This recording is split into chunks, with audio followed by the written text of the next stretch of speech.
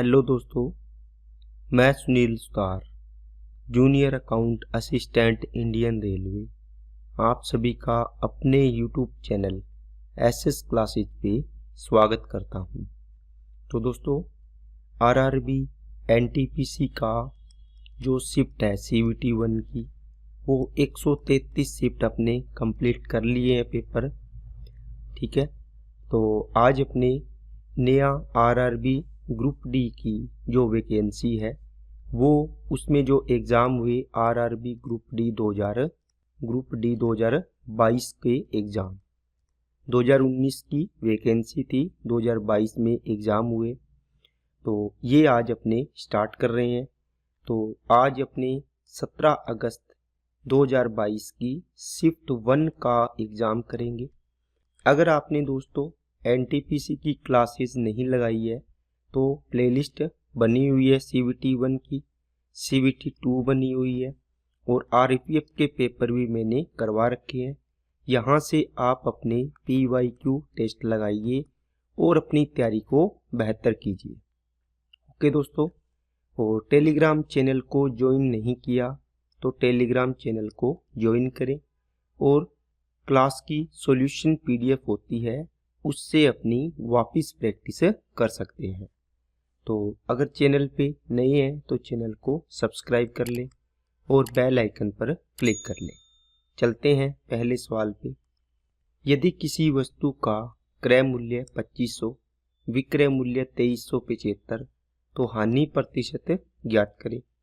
दोस्तों, CP SP ये 2500 रुपये में खरीदा, 2375 रुपये में बेचा। आपको डायरेक्ट घटा के करना है कर लीजिए, रेशो बनाना है रेशो बना लीजिए।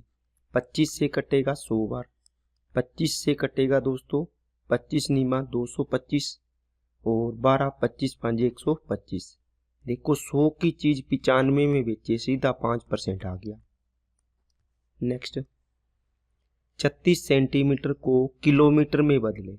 दोस्तों 36 सेंटीमीटर को अगर मीटर में बदलते हैं तो 100 से डिवाइड करेंगे, फिर मीटर को किलोमीटर में बदलते हैं तो 1000 से डिवाइड करते हैं, तो 1/1000 से और कर दीजिए गुना। तो ये आ जाएगा दोस्तों 36 डिवाइड बाई 10,000, 10,000 या 5, 1 लाख।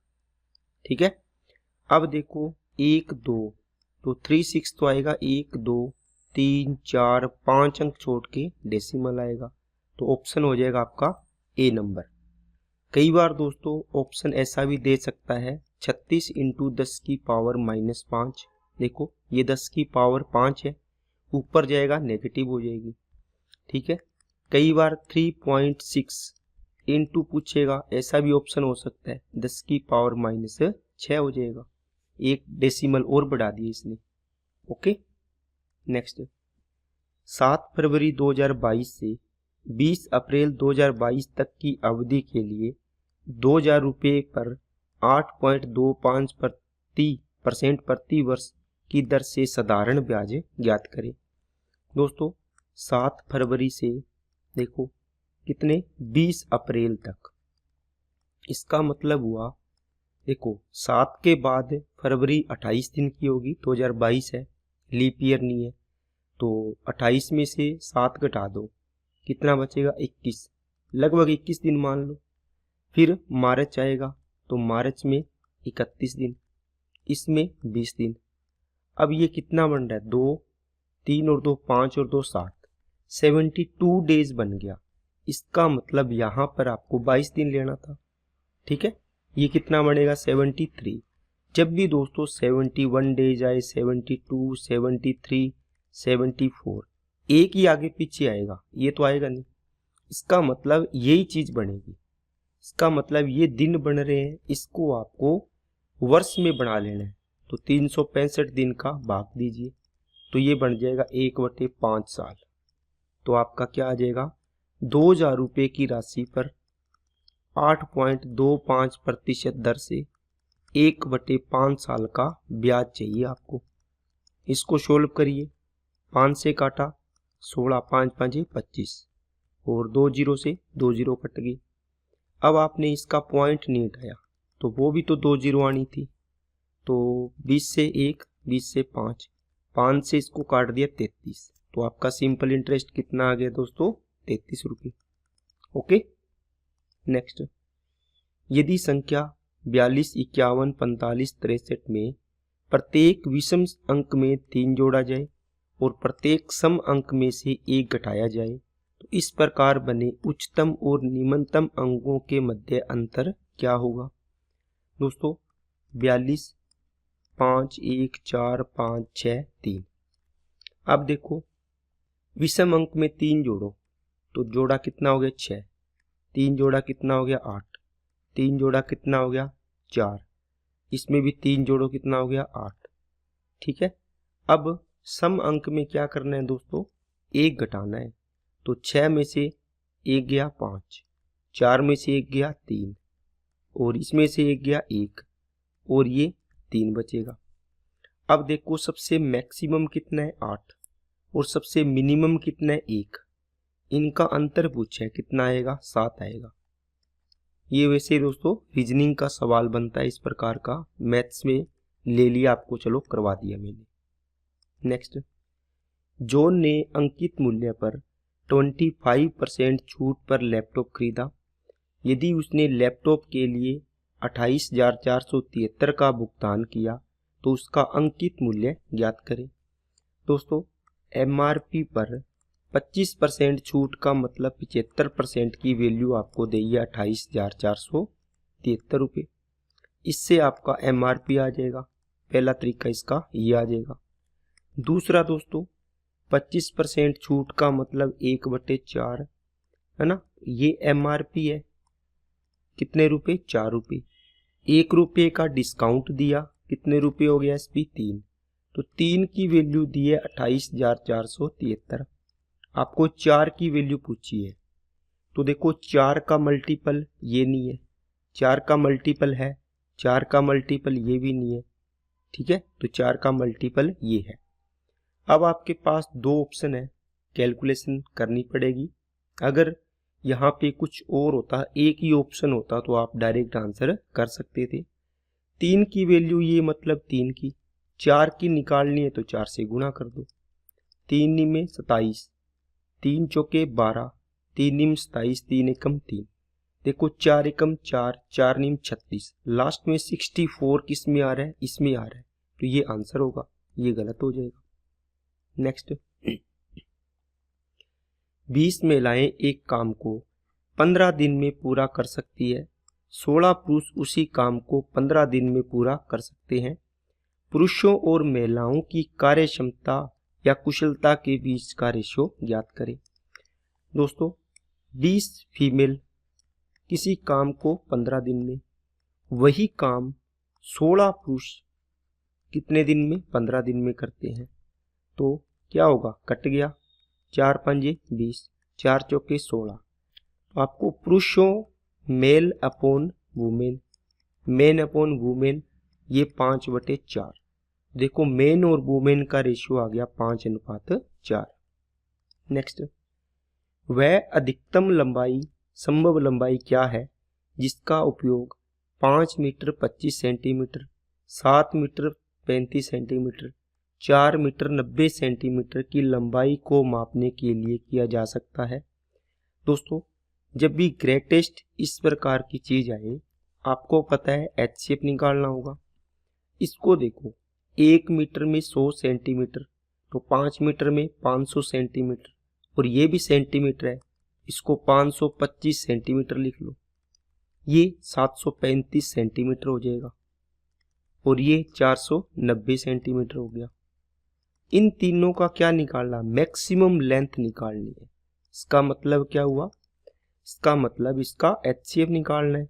HCF निकालने का तरीका डिफरेंस दो निकटतम का, तो ये है दो निकटतम, तो 490 और 525 कितना आएगा दोस्तों, 35। इसका मतलब आपका HCF कितना हो सकता है, 35 हो सकता है। ऑप्शन की तरफ जाओगे, ये 35, ये भी नहीं, ये भी नहीं, एक ही ऑप्शन है, या तो 35 होगा या 35 के फैक्टर होंगे। समझ में आई बात सभी को। नेक्स्ट, ये दोस्तों जब भी आपको एप्रोक्स निकटतम मान पूछे तो आपको हमेशा एप्रोक्स लेके चलना है। जिसे 25 पॉइंट अगर ये होता 25 पॉइंट, अगर ये वाला अंक है ये 5 से ऊपर है तो इस 25 को मैं, जैसे 25.6 है तो इसको लगभग 27 मान लो। अगर 25 पॉइंट ये 4 है मतलब 5 से नीचे है तो लगभग इसको 25 मान लो। ठीक है, ये अप्रोक्स की बात कर रहा हूं दोस्तों, ये अप्रोक्स के स्पेशल सवाल आते हैं। इसको माना 25, 25 दिया 75 प्लस ये देखो 5 से कम है तो इसको 4 मान लो, माइनस ये 0.9 है इसका मतलब 0.9, ये देखो 5 से बड़ा, इसको लगभग आगे वाला अंक मान लो 1.0 हो जाएगा, ये 1 कर दो तो 79 माइनस 1 78 आपका आंसर आ जाएगा। और इस प्रकार के सवाल में डरने की जरूरत नहीं है, ऑप्शन दूर दूर होंगे। नेक्स्ट, x का मान ज्ञात कीजिए यदि ABCD एक समांतर चतुर्भुज है जैसा कि चित्र में दिखाया गया है, जिसके दो विकिरण दिए हैं AC और BD, एक दूसरे को O पर काटते हैं। OA बराबर x प्लस 3 दे रखा है और OB y plus 2, OC 2x plus y और OD 3y। तो दोस्तों ये कौन सा है? समांतर चतुर्भुज। और समांतर चतुर्भुज में आपको पता है क्या होता है दोस्तों, जो दो विकिरण होते हैं दोनों की लेंथ अलग अलग होगी कि नहीं होगी? ये वाला पार्ट ये वाले पार्ट के इक्वल होगा, ये पार्ट इस पार्ट के इक्वल होगा। मतलब जो विकिरण एक दूसरे को काटते हैं तो दो समान भागों में विभाजित करते हैं। ये विकिरण है, इसके ये दोनों पार्ट आपस में बराबर होंगे, ये पार्ट इनके बराबर नहीं होगा।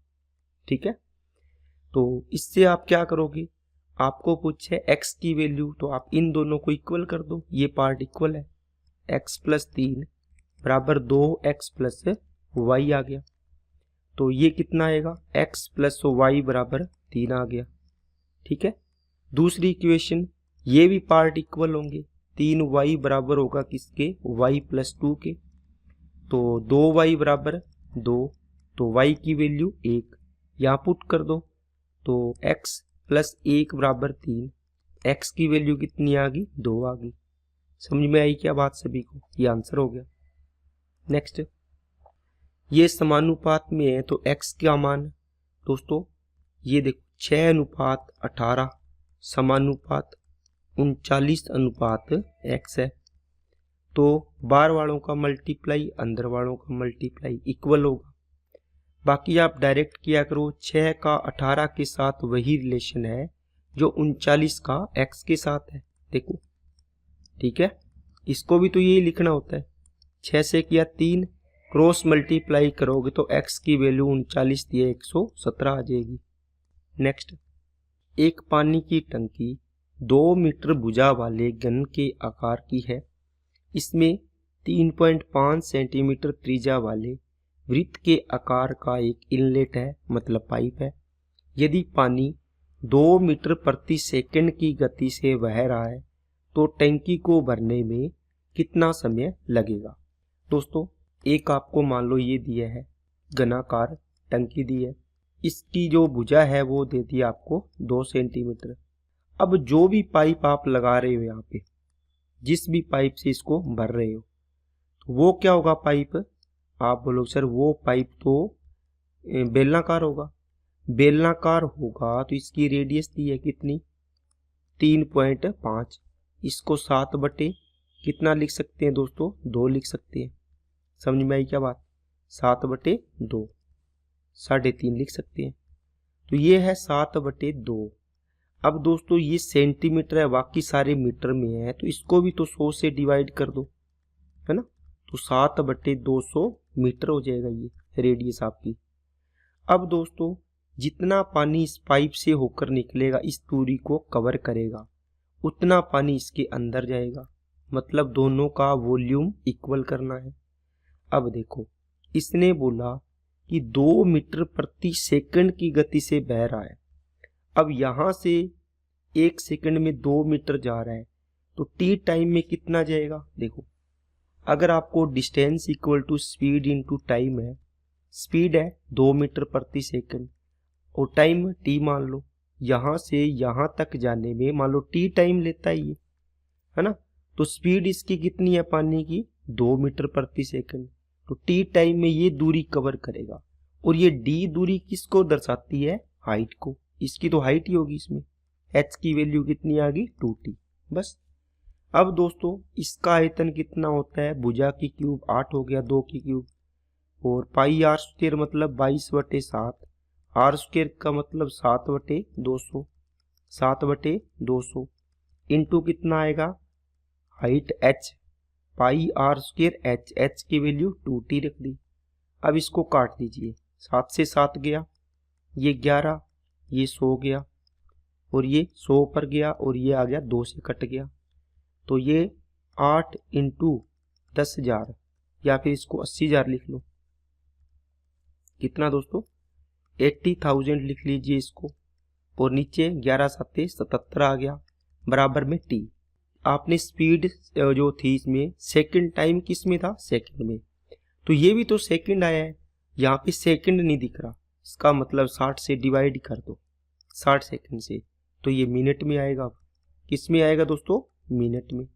0 से 0, 3 कट गया और ये कितना हो जाएगा, 4,000। ठीक है, अब 4,000 को आपको डिवाइड करना है दोस्तों, ये 3 7 21, तो कितना हो जाएगा 231 से, 231 एकम 231, 9 बचा, 9 में से 3 गया 6 और ये 1 बचा 0, तो 23 छिके 138, 23 37 लगभग 7 बार जाएगा, 7 7 21, 2 7 दूनी 14 और 2 16, देखो 7 बार गया है। तो 17 वाला एक ही ऑप्शन है, ये आंसर हो जाएगा आपका। अच्छा सवाल है दोस्तों, इस प्रकार का सवाल आपको एक बार स्किप करना है और वापस टाइम बचे तो आपको करना है। नेक्स्ट, ये दोस्तों फॉर्मूला बेस है, x plus y plus z का होल स्क्वायर बराबर x square plus y square plus z square plus 2xy plus y z plus z x.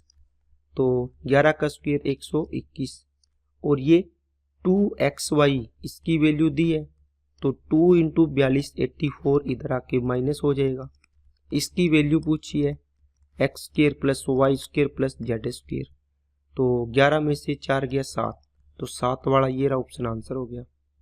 Next, ये पाई चार्ट दी है, 2015 से 16 तक उत्पादन में कितने प्रतिशत की वृद्धि हुई, 15 16, देखो 12.6 से कितना 18.9 हो गया, पॉइंट हटा दो, 126 है 189 है ना, दोनों के एक एक अंक छोड़ के डेसिमल है हटा दिया, 21 छिके 126, 21 निमे 189, 3 की वृद्धि किस पर, 6 पर, 1/2, इसका मतलब 50% वृद्धि हुई है। नेक्स्ट, P और Q अकेले एक काम को 9 और 12 दिन में कर सकते हैं। P करता है 9 दिन में, Q करता है 12 दिन में। टोटल वर्क दोस्तों कितना आ जाएगा, 12 तिये 36 मान लीजिए, 9 चौके 36 और 12 तिये 36। यदि वे Q से कार्य शुरू करते हैं और अल्टरनेट डे पर काम करते हैं, अब इसका फर्क क्या पड़ेगा दोस्तों, मैं हर बार आपको बताता हूं। देखो पहले दिन Q, फिर P, फिर वापस Q, फिर P, इसी प्रकार चलेगा, मतलब 2-2 दिन का पैटर्न बनेगा। 2 दिन में कितना काम हो जाएगा, आप बोलोगे सर 4 और 3 7 काम हो गया। अब 36 के नजदीक जाना है, मतलब 5 से गुणा कर दो, कितना आ जाएगा, 10 दिन हो गए और ये 35 काम हो गया। अब कौन आएगा, अब आप बोलोगे सर P पहले लिखा है, यहाँ देखो जो काम स्टार्ट करता है वो आएगा, यहाँ पे Q आएगा। Q देखो 3 काम करता है एक दिन में, ठीक है, ये एक दिन का काम है, 4 काम एक दिन में, मतलब 4 लड्डू एक दिन में खाता है, ये 3 लड्डू एक दिन में। आपको काम कितना करवाना है, आपको तो एक ही काम करवाना है। एक लड्डू खाने में कितना टाइम लगेगा, 1/3 दिन। एक लड्डू खाना है 36 हो जाएंगे टोटल, तो 1/3 दिन इसने टाइम लिया, तो 10 सही 1/3 का मतलब 10.33 आंसर आएगा। नेक्स्ट, ये 3 निम 27, ये तो 0 हो गया, और ये 1, 9 और 1 कितना हो गया 10।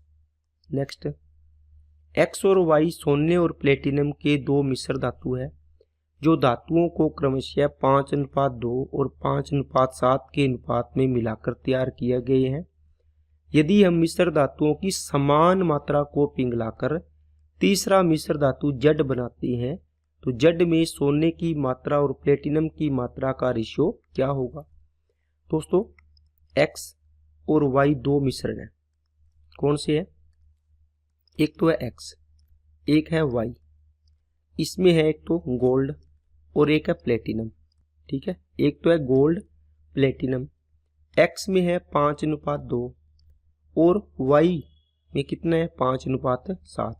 अब कहता है इन दोनों, दो पात्र है, दोनों को एक तीसरे पात्र में मिला रहे हो और इसका अगर 5 किलो ले रहे हो तो ये भी 5 किलो, ये 10 किलो तो ये भी 10, ये X किलो तो ये भी X।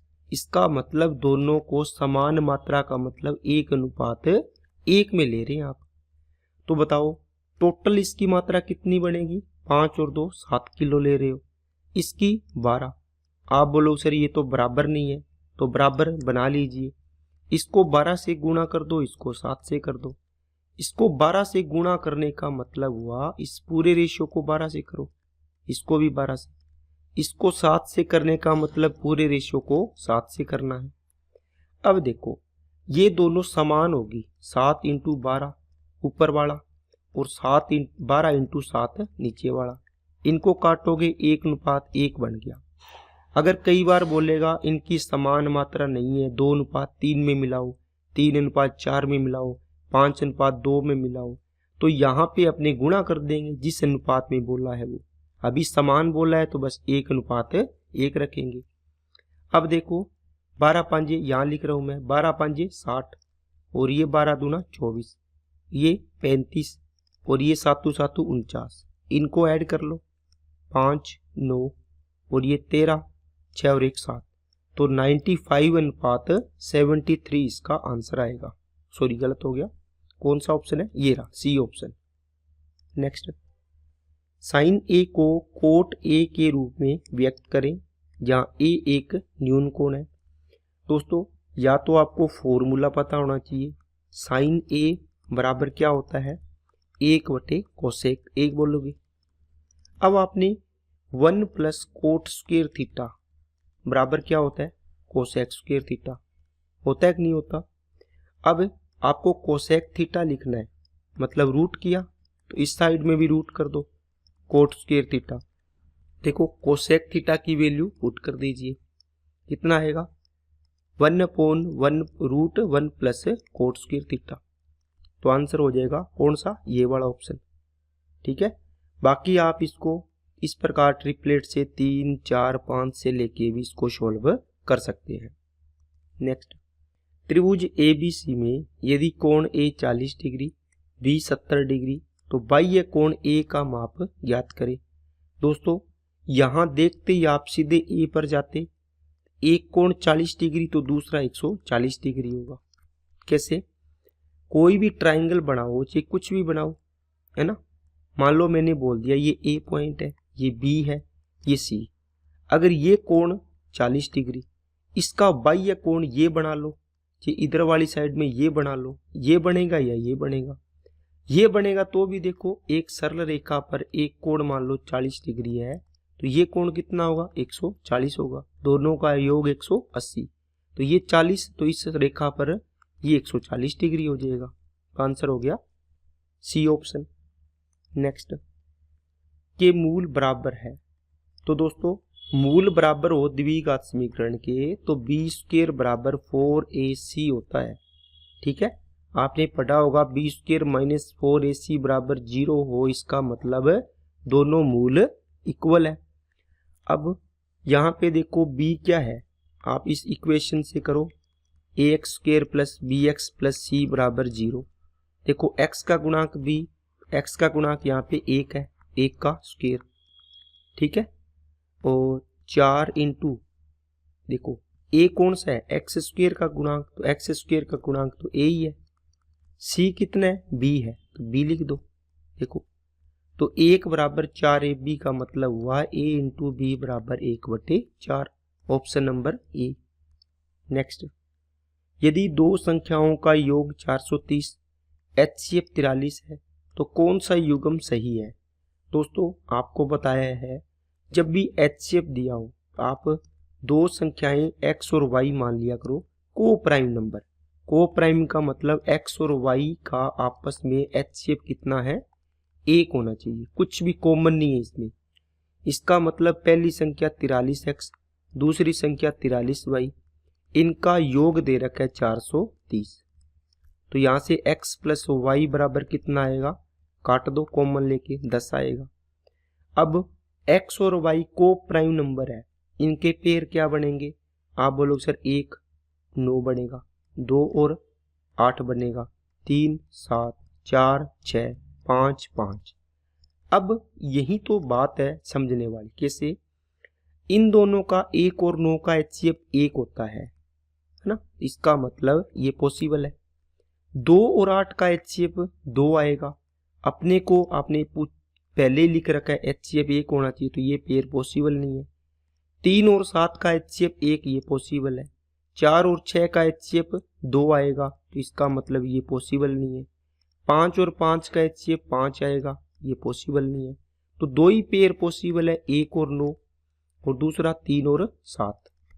इसका मतलब देखो पहली संख्या ये x है तो 43 से कम 43, और 43 को 9 से गुना करो तो 9 तिया 27, 2 9 चौके 36 और 2 38।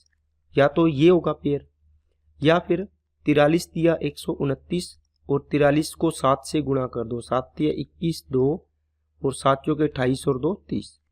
इन दोनों में से कौन सा ऑप्शन है? ऑप्शन में ये देखो ये वाला ऑप्शन मिल गया आपको।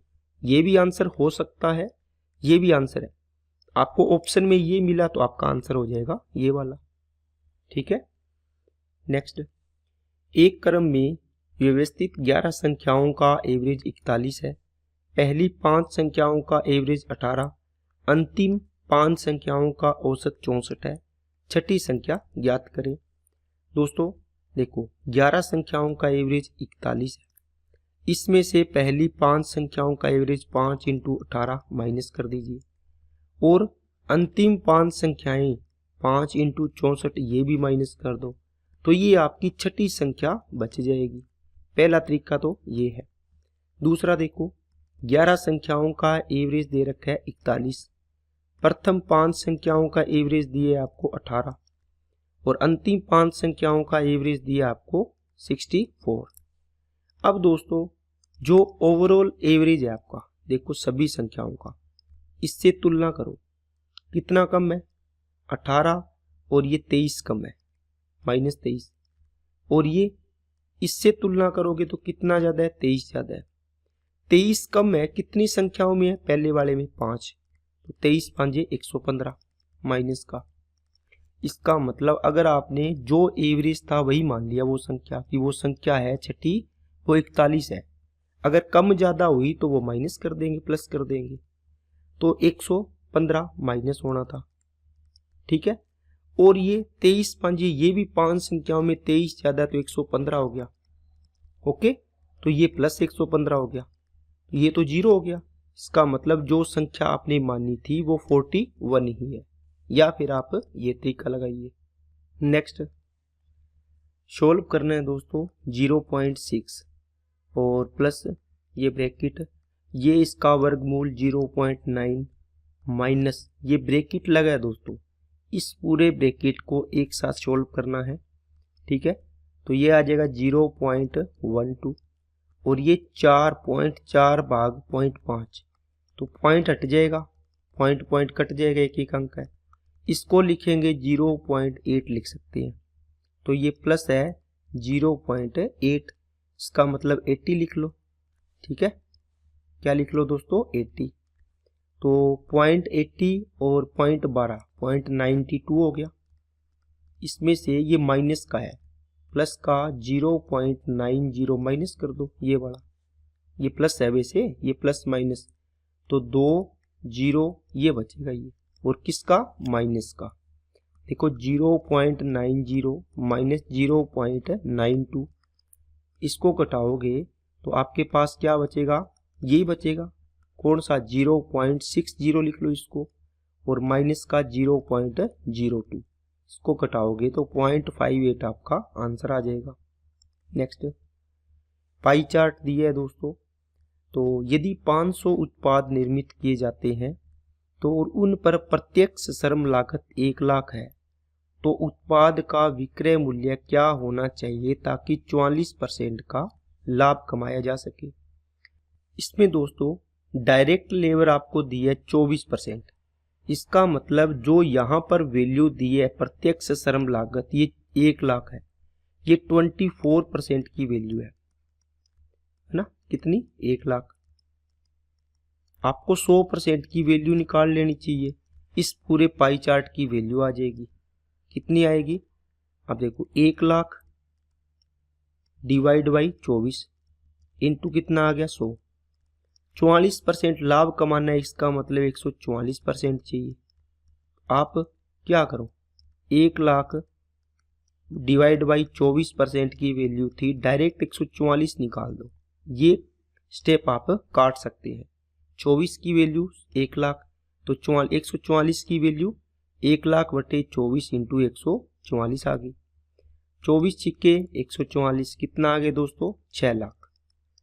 अब देखो ये तो पूरे सभी प्रोडक्ट का है, 500 के 500 मोबाइल बनाए हैं, मान लो उसकी कैलकुलेटर बनाई है। एक कैलकुलेटर कितने में बेचोगे, तो 500 का डिवाइड कर दो, कितना आएगा 1200, तो ये आंसर आ जाएगा आपका। प्रत्येक कैलकुलेटर का मूल्य कितना होगा, 1200 रुपये। नेक्स्ट, 2 तरफा यात्रा के दौरान गौरव की एवरेज स्पीड 15 किलोमीटर प्रति घंटा है। यदि वह जाते समय हर घंटे 20 किलोमीटर दूरी तय करता है तो लौटते समय उसकी स्पीड क्या होगी। इसका मतलब दोस्तों 20 किलोमीटर प्रति घंटा ही है। इसका मतलब एवरेज स्पीड इक्वल टू होता है 2xy upon x plus y. Average speed दे रखी है, देखो ये रही 15 बराबर 2 इंटू एक स्पीड दे रखी है, एक आपको ज्ञात करनी है, तो 20 प्लस x हो गया, 5 दिया 15, 5 चौके 20, तो ये इसको क्रॉस मल्टीप्लाई करो, 20 दिया 60 प्लस 3x बराबर 4 दूनी 8y।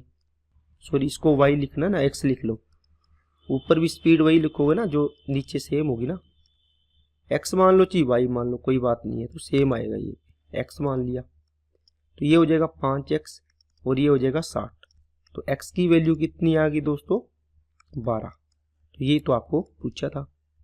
नेक्स्ट, 2 व्यक्तियों की आयु का अंतर 30 साल है। यदि 5 वर्ष पहले बड़े व्यक्ति की आयु छोटे व्यक्ति की आयु की 3 गुना थी, देखो पास्ट प्रेजेंट फ्यूचर, 5 वर्ष पहले, इसका मतलब यहां से 5 वर्ष प्रेजेंट से, बड़े व्यक्ति मतलब B, छोटा व्यक्ति मतलब C, बड़े व्यक्ति की आयु छोटे की 3 गुना थी, ठीक है। अब देखो इसने पूछा छोटे व्यक्ति की वर्तमान आयु ज्ञात करो, ये पूछा इसने।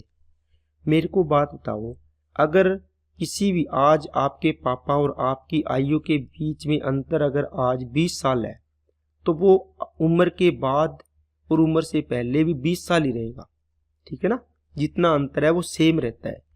अंतर सेम है मतलब यहाँ अंतर कितने का है 2 का, तो यहाँ भी तो अंतर सेम ही रहेगा, यहाँ भी अंतर सेम रहेगा, आगे अगले जन्म तक भी सेम ही रहेगा, है ना। अगले जन्म में तो चेंज हो सकता है, लेकिन अगर आप इस जन्म के अकॉर्डिंग इसको काउंट करोगे तो अंतर सेम रहेगा। तो 2 की वैल्यू 30, 1 की वैल्यू 15, 3 की वैल्यू 45, 1 की वैल्यू 15, 5 साल का गैप है देखो प्रेजेंट में आने के लिए, तो 5 साल ऐड कर दो तो कितनी उम्र होगी इसकी 20 साल। आंसर हो गया बी ऑप्शन। नेक्स्ट, कौन सा द्विघात है।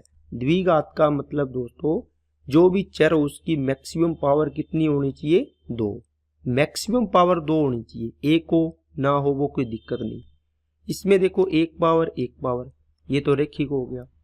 इसमें 2 पावर है मैक्सिमम, ये 1 है, मैक्सिमम 2 देखनी है, ये हो सकता है। इसमें दोस्तों मैक्सिमम पावर देखो 3 है, मिनिमम पावर इसमें कुछ भी हो देखो 2 पावर भी आएगी, इसको सोल्व करेंगे, लेकिन मैक्सिमम पावर इसमें तो 3 है, इसका मतलब ये द्विघात नहीं है। ये तो वैसे भी नहीं है, तो आंसर हो जाएगा अपना 2 नंबर। 2 नंबर का मतलब बी ऑप्शन नहीं, 2 नंबर ये देखो 2 वाला, ये आंसर होगा। नेक्स्ट, यदि किसी घन के एक फलक का परिमाप 24 आयतन, दोस्तों घन के फलक का मतलब हुआ कि वो वर्गाकार होगा, ठीक है ना। घन का फलक होगा वर्गाकार, तो प्रत्येक भुजा समान, तो परिमाप 4a बराबर 24, a बराबर 6, आयतन a की क्यूब बराबर 216, आंसर हो जाएगा डी ऑप्शन। नेक्स्ट, श्रीनिवास ने अभी अभी एक लड़की से शादी की है जो उससे 4 साल छोटी है। 5 साल बाद उनकी औसत आयु 33 वर्ष होगी। लड़की की वर्तमान आयु ज्ञात करें। देखो अभी दोस्तों बताया पास्ट, प्रेजेंट, फ्यूचर। अगर जो आयु का अंतर पहले, वर्तमान में जी बाद में, आयु का अंतर हमेशा सेम रहता है। अब देखो आज से 5 साल बाद इसने बोला कि आपकी एवरेज आयु वो कितनी है, 33 साल है। तो 5 साल पहले इसकी एवरेज आयु कितनी होगी, 2 की 28 होगी, है ना। 5 साल का गैप है तो घटा दीजिए। अब दोस्तों मैंने एवरेज में से 33 में से 5 घटाया एवरेज, ठीक है, तो 28 आ गया। अगर यहाँ पे टोटल होती, टोटल की बात, तो 33 का डबल 66, क्योंकि 2 व्यक्तियों का एवरेज है 33, तो टोटल 66 होगी। तो फिर यहाँ पर मैं कितना घटाऊंगा, 10 साल घटाऊंगा, तो कितना आएगा 56, ठीक है। 56 का आधा करोगे 28 आ गया। ये एवरेज में एवरेज घटाना पड़ता है, ठीक है ना। अब यहाँ पे दोस्तों टोटल है 28, मतलब दोनों की आयु का एवरेज टोटल है 28, एवरेज है, टोटल कितना हो जाएगा 56। तो बॉयज प्लस गर्ल्स की टोटल हो जाएगी 56 आयु, और बॉयज और गर्ल्स का आयु का अंतर कितना है 4। गर्ल्स की चाहिए, अंतर करके 2 का भाग कर दो, कितना आ जाएगा 52 का आधा करोगे 26 साल आ गया, ठीक है दोस्तों। तो ये इसका तरीका है, समझ में आई ना बात सभी को। इसका अंतर दे रखा, मान लो x साल की लड़की है, ये गर्ल ये बॉय, और ये x + 4 का होगा, तो दोनों का टोटल, ये तो एवरेज है, टोटल करोगे तो कितना हो जाएगा 56 हो जाएगा। इन दोनों का टोटल कर लो, तो 2x + 4 बराबर 56, तो 2x बराबर 52, तो x बराबर 26। ऐसे भी सोल्व कर सकते हैं, जो भी तरीका अच्छा लगे आप कर सकते हैं। नेक्स्ट, 1 वर्ष पहले साकेत और तिलक की आयु का अनुपात दिया हुआ है, तो पास्ट, प्रेजेंट, फ्यूचर। 1 साल पहले की बात है, इनका आयु का रेशियो है 5:6। कौन है, साकेत और तिलक है। 4 साल बाद, तो यहाँ से 4 साल बाद इनकी आयु का अनुपात 6:7 है। तो साकेत की वर्तमान आयु, दोस्तों आयु का अंतर देखो 1, यहाँ भी 1 सेम है, इसका मतलब 6 से देखो ऑटोमेटिक बराबर होगा 1 बटा, और 5 से 1 बटा, तो यहाँ भी दोनों में सेम बढ़ रहा है। अब इस यहाँ 5 देखो, पास्ट से आप फ्यूचर तक लेके गए, 1 का डिफरेंस है ये, तो यहाँ से यहाँ तक ये डिफरेंस कितना आएगा, 4 और 1 5, 1 की वैल्यू 5, 5 की वैल्यू 25, और 5 के 30। तो साकेत की वर्तमान, तो ये 25 साल का था 1 साल पहले, तो वर्तमान में आओगे तो 1 साल ऐड कर दो, कितने साल का हो जाएगा 26 साल का।